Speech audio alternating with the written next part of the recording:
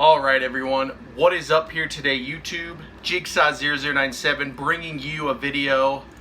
This is not going to be my Patriots-Eagles video just yet. I probably will bring that to you tomorrow as we get closer to the game. But this is just a video that I wanted to make. I've been crazy busy this past week just doing a lot of things, getting ready for the holidays and all that stuff. But I made a video about the Cowboys losing, which does impact the Eagles quite a bit. As you guys know, the Eagles and the Cowboys are 5-4, tied for the NFC East. And the Eagles and the Cowboys have very different schedules here. And I wanted to pull that up as well, so just give me a second here.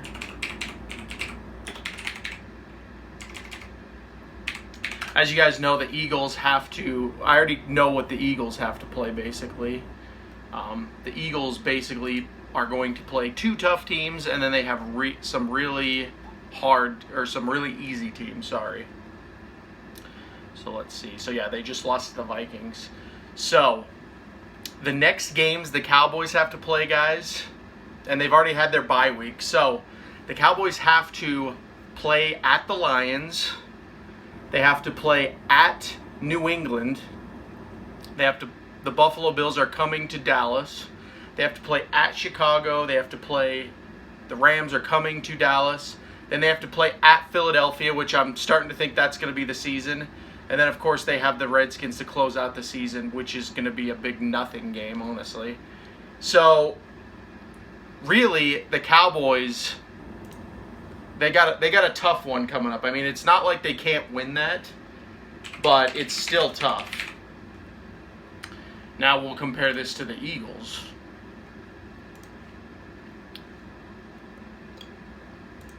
So the Eagles we have New England on Sunday, obviously, at Philadelphia. Then we have a Sunday night game against Seattle in Philadelphia.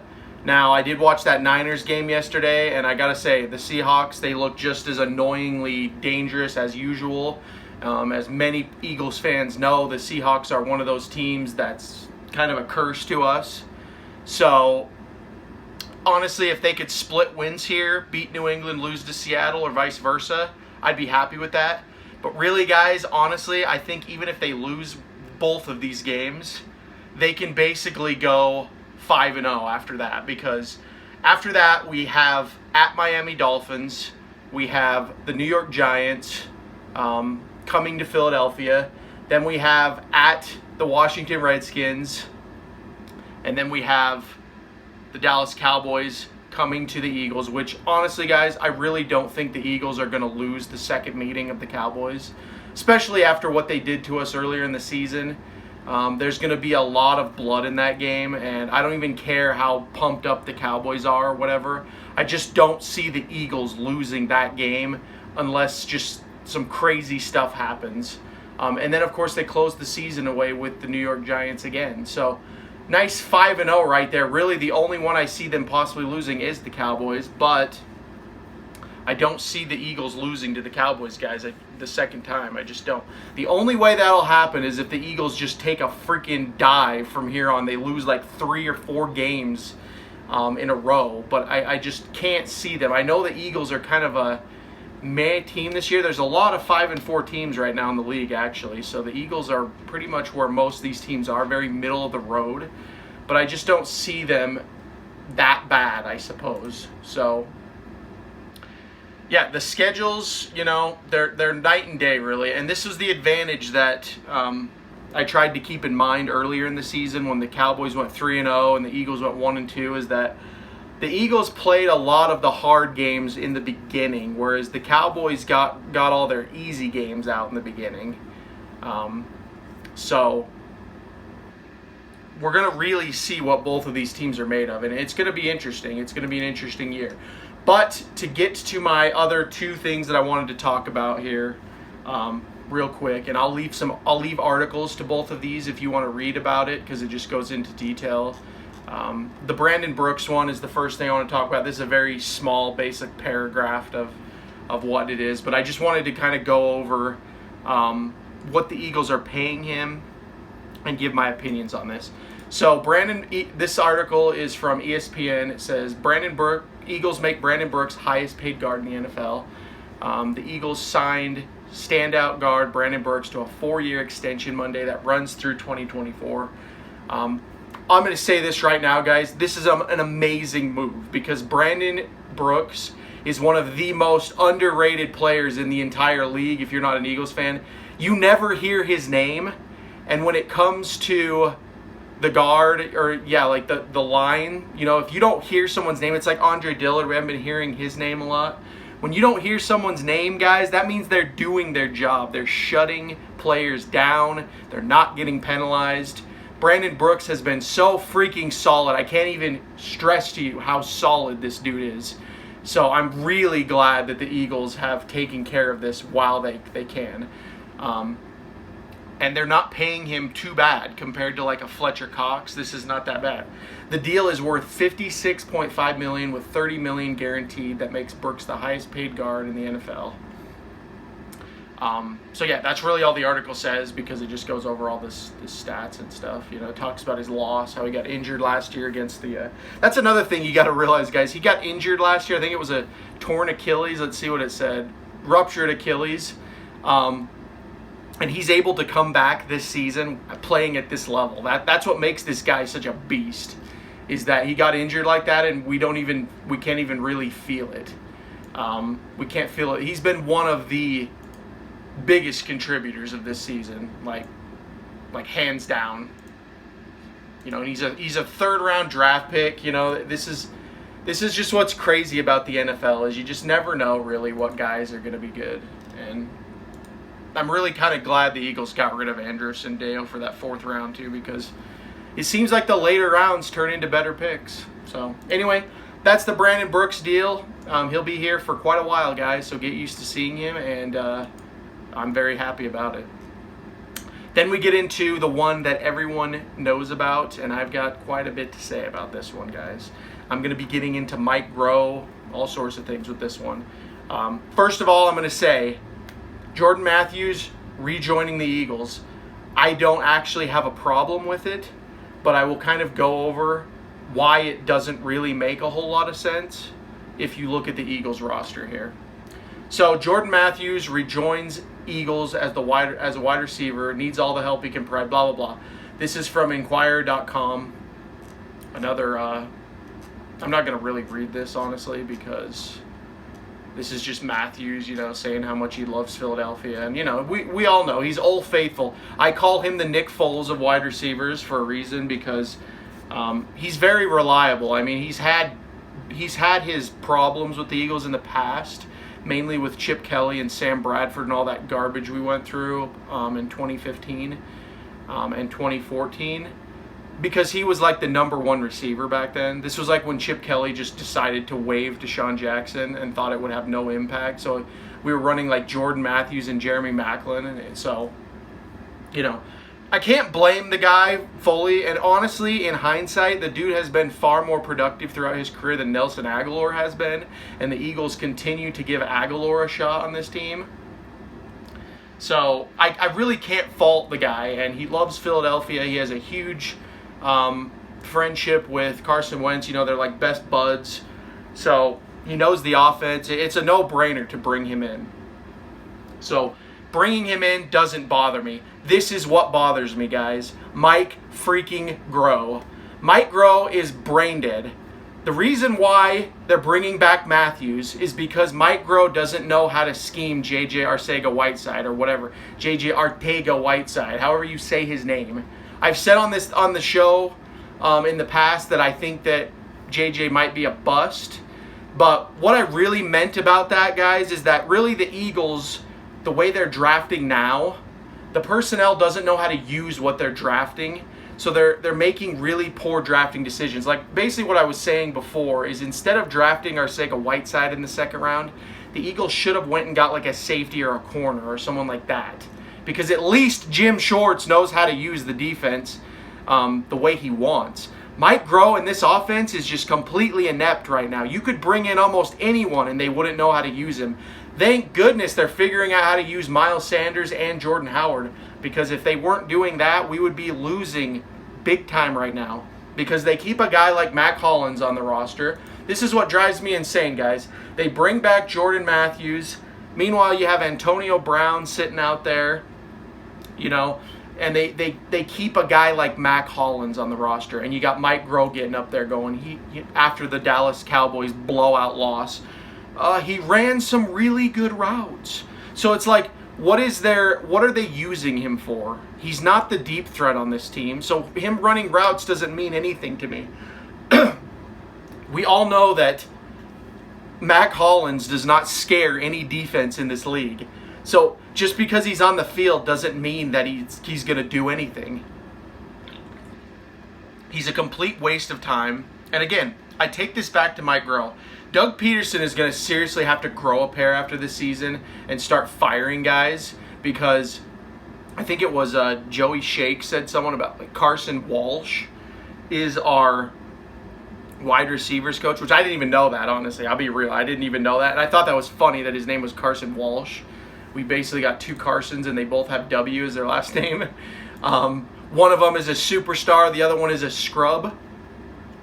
So, but yeah, to give Joey Shakes credit on his video, the fact that I don't know about that just shows you how much of a train wreck this coaching staff is right now. They're bringing in these no-name guys that have no experience. I advocated for Bruce Arians last year, and guess what happened, guys? He went to the Bucs so he could head coach there. The Eagles let everything go. They let players go. They let personnel go. They don't have a sense of urgency. That's my biggest criticism of the Philadelphia Eagles. And honestly, I can understand the criticism that I've heard lately about getting rid of Sendejo for the 4th-round pick. In lots of ways, guys, that does tell me as an Eagles fan that the Eagles aren't really thinking about right now. They're thinking about the future. Like I said, the Eagles and the Cowboys have vastly different schedules, so in hindsight and on paper, the Eagles should 100% win the division. The bigger question here, though, is will they win the division? Because the Eagles are one of those teams that just gets in their own way, and I think this starts with coaching. This starts with Mike Groh. This starts with going out and getting a Jordan Matthews when you've already had him for 3 years, instead of trying to use what you already have in J.J. Arcega-Whiteside. Why the hell is J.J. not playing? Why is he sitting on the bench? Is Mike Groh that stupid? I mean, think about what the Golden Tate situation is right now. You watch him over in New York right now. We all know the Giants are a train wreck, but they're still using Golden Tate. The Eagles couldn't figure out how to use Golden Tate. So this is really, it's Mike Groh. That's what I'm getting down to. He is the issue. He comes from the Jeff Fisher coaching tree. Another thing Joey Shake said that I didn't really know is that his own dad fired him because he doesn't know how to use players. The only thing I remember is watching All or Nothing. I think it was the 2014 or the 2015, 2016, one of those. It was the Rams. The year before they fired Jeff Fisher, the year of his firing. I can't remember what season that was. But Mike Groh was his offensive coordinator, guys. You guys remember how bad the Rams were that season? He's also the guy that called Nick Foles on the phone and said, I hope you land on your feet, right before Nick Foles walks into Philadelphia and wins Super Bowl MVP. So this is a dude that is just brain dead. And, to give him some credit, he was fine as an offensive coordinator when the Eagles won the Super Bowl. Obviously, he played a role. And maybe they should just put him back to there. Because when I say fire Mike Groh, I don't mean that you just kick him out if you can find a place for him that suits him. But he should not be, he is not a leader of men. He should not be offensive coordinator. Brain dead. Brain dead. You go from Frank Reich to this, it's not even worth it. The Eagles need to seriously look around the league next season. I don't care if they look at other teams, whatever. They need to bring someone in that has some play calling experience, because it's not good enough, guys. It's not good enough. This is not the new norm in Philadelphia that we wanted. I'm sick and tired of going through this crap every single year, watching the 49ers go 8-1, and they look like an amazing team. They got a defensive coordinator that's great. They got an offensive coordinator that's great. You know, they built something. I mean, granted, they do have like 5 first-round draft picks on that D-line, but still, the Eagles are regressing, and it's driving me crazy. And these problems are so apparent that it's just like 2 + 2 = 4 kind of crap here. Like, it's not hard to figure out. When you lose a Frank Reich, you need to replace the production. I mean, hell, John D. Filippo is another one. Why don't you call him up and ask him if he'll come back and be offensive coordinator? I think he already is an offensive coordinator, but, I mean, you could still try. Bring in something that works. That's my takeaway here. I'm kind of rambling at this point, but like I said, I want to reiterate, I don't really mind that they're bringing Jordan Matthews back. I've always liked him. You guys know that I was kind of annoyed when they traded him for Ronald Darby. But now in hindsight, that all kind of worked out because we have Ronald Darby, and now Jordan Matthews is like this free agent that we could just basically go pick up every season. But really, like, it just annoys me that you have to keep re-signing Matthews, but then you keep someone like Mac Hollins on the team, who's literally been a ghost since 2017 when he caught that huge pass against the Redskins. He's literally done nothing since then. Absolutely nothing. But, you know, as Mike Groh says, guys, he runs some good routes, so we're going to keep him on the team. So, anyway, that's my rant.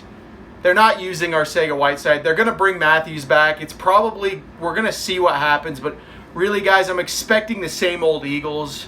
This Patriots game is going to tell a lot for me. This is either going to be a hard-fought battle or the Eagles are going to get destroyed because I don't see a middle ground here. I don't see a middle ground of the Eagles going down 0-14 against the Patriots and then coming back and winning. I just don't see something like that.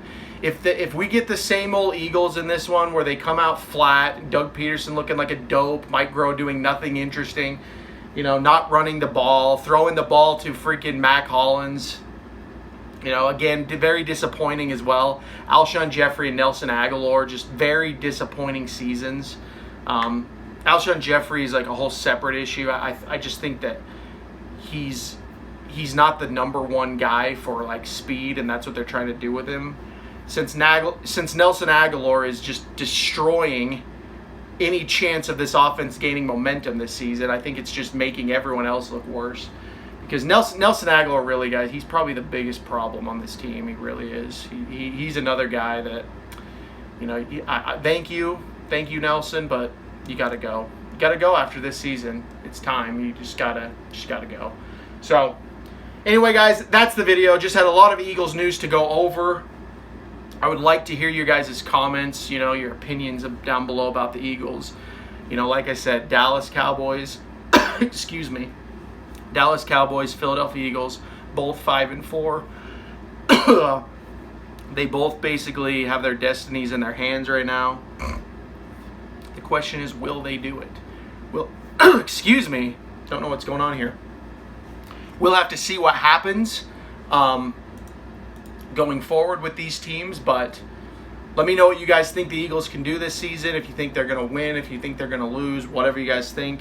Also, thank you guys so much for watching. To all my returning viewers, if you're new to the channel, make sure you hit that subscribe button.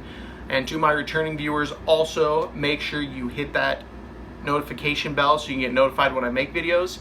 And also make sure you are subscribed to the channel, because YouTube likes to unsubscribe people without them knowing. So anyway, guys, that's the video. I will bring you my Patriots Eagles preview probably in a day or so once I think about that a little more, because I've got some messages here, but we'll get to that in due time. So with that said, this has been Jigsaw0097. Thank you again so much for watching. I will talk to you all later, guys.